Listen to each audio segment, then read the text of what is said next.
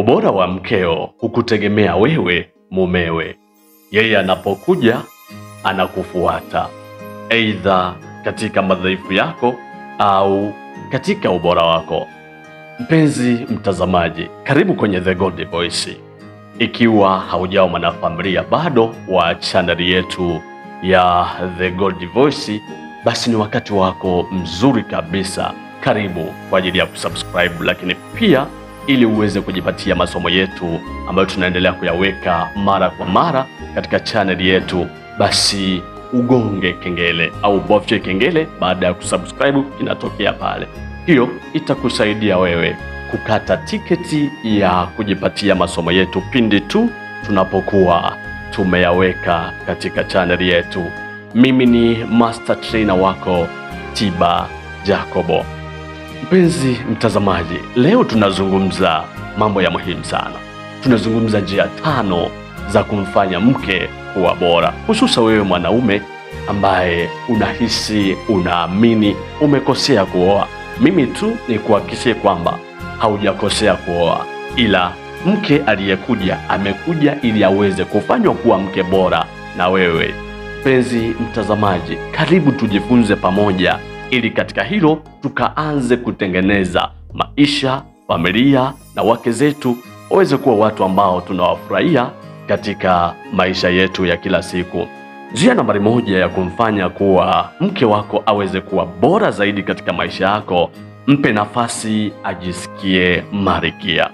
Mpenzi mtazamaji, kumbuka mke wako kabla hajaja kwako hakuwa marikia. Mke wako kabla hajaja kwako alikuwa hakujui, lakini anapokuwa amepata nafasi na kibali cha kuja kwako, manake ameondoka kule alikokuwa akiishi na alikokuwa akionekana bora kwa jinsi alivyokuwa akiishi. Sasa amekuja kwako.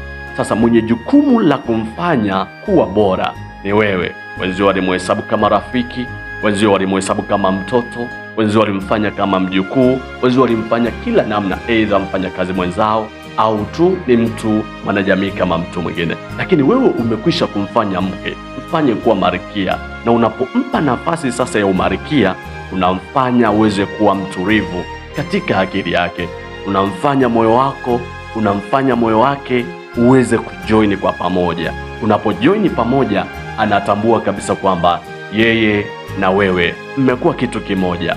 Anapaswa kutulia na kukusikiliza, na wewe umsikilize, mambo yaweze kwenda vizuri. Penzi mtazamaji, kwa jambo tu la kumfanya mkeo kuwa marikia, atajisikia ana nafasi ya kukusikiliza, ana nafasi ya kusikilizwa na wewe, ana nafasi ya kuwajibika katika maisha yako. Kwa jambo hilo tu la kumfanya kuwa marikia, unakuwa umemhamisha kutoka sehemu moja kwenda sehemu nyingine. Itamfanya akili yake sasa iweze kutulia na kufuata ubora ambao unautaka. Lakini pia mpenzi mtazamaji, njia nambari 2, mjenge kisaikolojia. Unapokuwa umempokea mkeo, kumbuka ametoka katika mazingira tofauti. Kumbuka amekabiliana na vitu vingi sana. Kumbuka ameyasikia maneno mengi sana, aidha kuhusu ndoa, kuhusu wanaume. Sasa wewe ndiwe mwenye msingi zaidi wa kuanza kutengeneza, kufuta kile alichokuja nacho kisicho kizuri na kuanza kumpandikiza kitu kizuri. Mfundishe, umwambie, umsaidie, umhamishe. Jitahidi kudiriti yale mambo ambayo alikuwa anayajua. Jitahidi kuyafuta yale mambo hasi aliyokuwa anayajua juu ya familia. Sasa mpe mwelekeo kwa kumjenga kisaikolojia.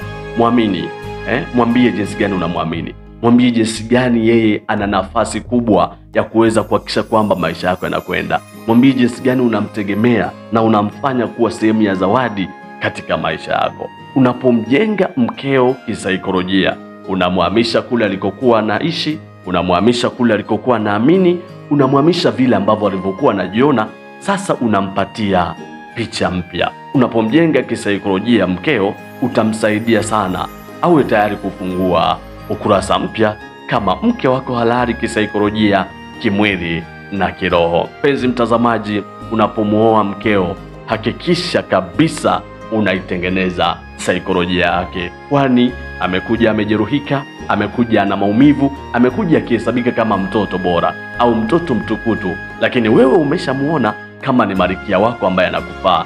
Mjenge kisaikolojia, muaminishe jinsi gani kwamba anakustahili na anakufaa pia. Lakini njia nambari 3, muonyeshe maono na dira yako. Mpenzi mtazamaji, mke ni mjenzi, mke ni fundi. Hawezi kutengeneza au hawezi kujenga nyumba asiyokuwa na ramani nayo. Unapokuwa umekwisha kumpokea kama malkia na umekwisha kumjenga kisaikolojia, umemhamisha aliko na kumleta sasa wewe uliko, hakikisha sasa unafungua dira ya maono yako. Muonyeshe maono yako. Unatamani kuishi maisha ya aina gani?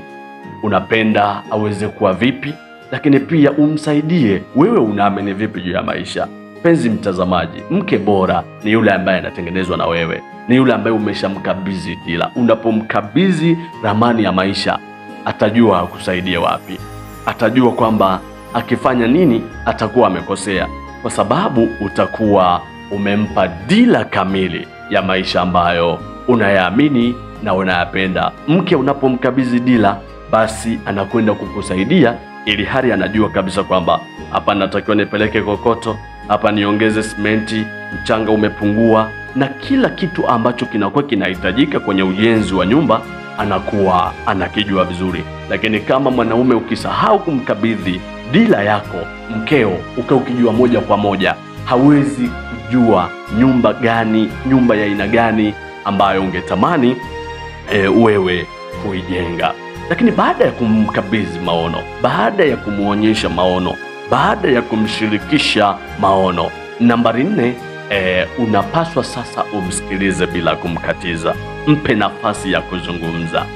Unapompa mkeo nafasi ya kuzungumza na kumsikiliza kwa umakini na usimkatize anachokizungumza, inakupa nafasi ya wewe kutengeneza himaya kwenye maisha yake, kwa sababu utajua anawaza nini, utajua anajua nini, utajua anatamani nini, utajua maono yake nini. Hata kama anatofautiana na vile ambavyo wewe ulikuwa unajiandaa, wewe ulivyokuwa unajua, basi inakusaidia sana kujua ni namna gani umeendelee kumsaidia kubadilika, ni namna gani umjenge, ni namna gani umgange. Kwani unapompa nafasi ya mkeo kuzungumza, unakuwa unamsaidia yeye aweze kuondoa kile kitu ambacho amekuja amekibeba. Mpenzi mtazamaji, wanaume wengi tunafeli kwa kuwakatisha wake zetu wasiongee yale yaliyoko moyoni. Hata kama kuna vitu havipendi kwako, umsikilize, mpe nafasi, msikilize kwa heshima, mpe moyo, muonyeshe action, body action moja kwa moja kwamba umempa masikio na moyo wako sasa umemiminika kwake ukimsikiliza. Kwa kufanya hivyo tu, mpenzi mtazamaji, utajua aliko na utampeleka ambako unataka aende. Utajua yuko bora wapi na ana uwezo kukusaidia eneo gani katika shughuli zako, katika maisha yako, na itakupa nafasi wewe ya kushinda katika ndoto ya maisha ambayo unayatamani. Lakini usipompa mkeo nafasi ya kuzungumza, uweze kujua madhaifu yake, uweze kujua ubora wake, uweze kujua ameumia na nini, kwa sababu tu atabaki kwa kimya, kwani anaamini hata akizungumza unazidi kumkatisha. Lakini baada ya mambo yote hayo manne, iko njia ya 5 nyingine, ambayo hii sasa inakwenda kumsaidia yeye kuendelea kuonyesha ubora wake. Uwe kiongozi, usiwe bosi wake.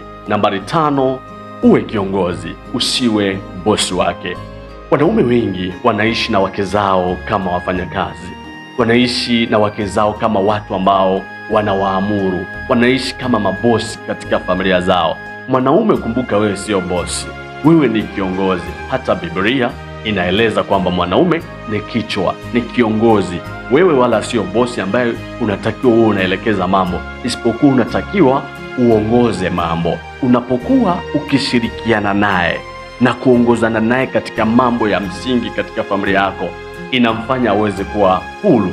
Utamshirikisha mipango, utamshirikisha malengo, utamshirikisha na yeye aseme nini, yeye anaona vipi. Unapokuwa ukiishi na mkeo kama kiongozi, anatambua kabisa kwamba mimi na yeye wote ni wawajibikaji, ila yeye ni msimamizi na mimi ni moja ya wajenzi ambao tunatakiwa kujenga familia yetu. Penzi mtazamaji, ukiishi na mkeo kama boss, atakuwa tu akiamriwa na wewe, lakini kumbuka huyo ni mtu, na kumbuka amefanywa kwa mfano wako. Manake amekuja akiwa amefanana na wewe, akiwa anataka sasa akamilishe pale ambapo ulipokuwa umepungua. Lakini ukitaka aje kama awe anakusikiliza tu na kutekeleza kile unachomwambia, ile Mwanzo sura ya 2 mstari wa 18 unakuwa umeiondoa maana. Amekuja kukusaidia wala hajaja kuamuriwa na kuwa mfanyakazi kwako. Mpenzi mtazamaji, kumbuka katika somo lililopita tulijifunza vizuri na kupitia madhara 5 ya kukosea kuoa, lakini leo tumekupandishia njia 5 za namna ya kumjenga mkeo kuwa bora. Ndoa ni maisha halisi mpenzi mtazamaji, wala sio maisha ya kuigiza. Inatulazimu tuishi vizuri kwa kuheshimiana, kwa kuthaminiana, kwani sote tumeumbwa na Mungu katika ulimwengu wa roho, ni viumbe sawa, lakini tunatofautiana katika maeneo yetu ya utekelezaji majukumu yetu katika maisha. Mpenzi mtazamaji, hii ni The Gold Voice na mimi ni Master Trainer wako Tiba Jacobo. Karibu comment nini umejifunza, nini ambacho unatamani kushare na sisi kupitia somo letu la leo. Karibu katika somo lijalo.